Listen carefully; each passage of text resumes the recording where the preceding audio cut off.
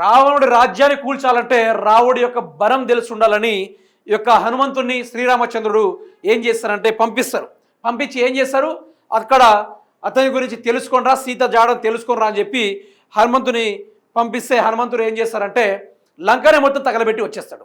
ఆ తీరుగానే తగలబెడితే రావణుడికి ఆండో గాలి యుద్ధాన్ని ప్రకటించి యుద్ధాలు చేస్తే రాముడు తన అస్త్ర శస్త్రాలతోటి రావణుడిని అంతం చేసి పడేస్తాడు.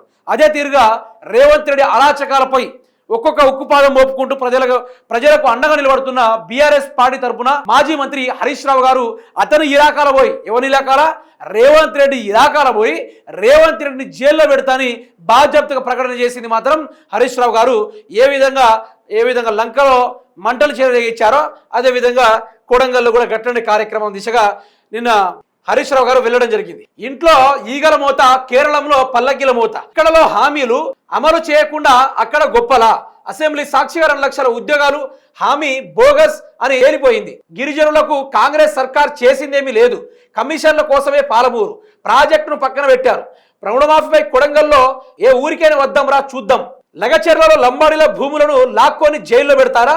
రేవంత్ రెడ్డిపై మాజీ మంత్రి హరీష్ రావు నిప్పులు. ఇక రాబోయే రోజులు దగ్గర పడ్డది, నిన్ను మాత్రం వదిలే ప్రసక్తి ఉండదు బిడ్డ అనుకుంటూ నిన్న రేవంత్ రెడ్డి ఇలాకాల పోయి హరీష్ రావు గారు ఆ యొక్క గడ్డ మీద భయం అనే ఒక ప్రకంపనను పుట్టించి వచ్చేసాడు.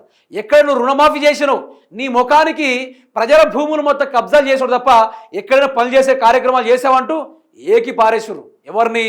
రేవంత్ రెడ్డి గారిని, గౌరవ ముఖ్యమంత్రి రేవంత్ రెడ్డి గారిని ఏకి బారేశ్వరు. ఇదే కొడంగల్ నుంచి మొదలు కాబోతుంది నీ పతనం. నిన్ను ఓడించే దిశగా, నిన్ను జైల్లో పెట్టే దిశగా ఈరోజు బీఆర్ఎస్ పార్టీ బాజాప్తుగా బరాబర్గా నిర్ణయం తీసుకోబోతుంది.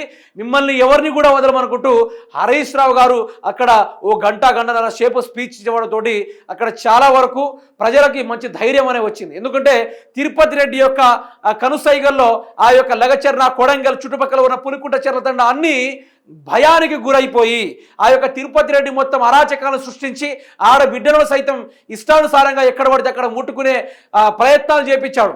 అందుకనే ఈరోజు వాళ్ళందరికీ కేటీఆర్ గారు మరోసారి ధైర్యాన్ని ప్రసాదించారు. నిన్న హరీష్ రావు గారు కూడా వాళ్ళందరికీ మనోధైర్యాన్ని ఇచ్చి మీ కథ ఏందో చూస్తాం అనుకుంటూ స్మూత్గా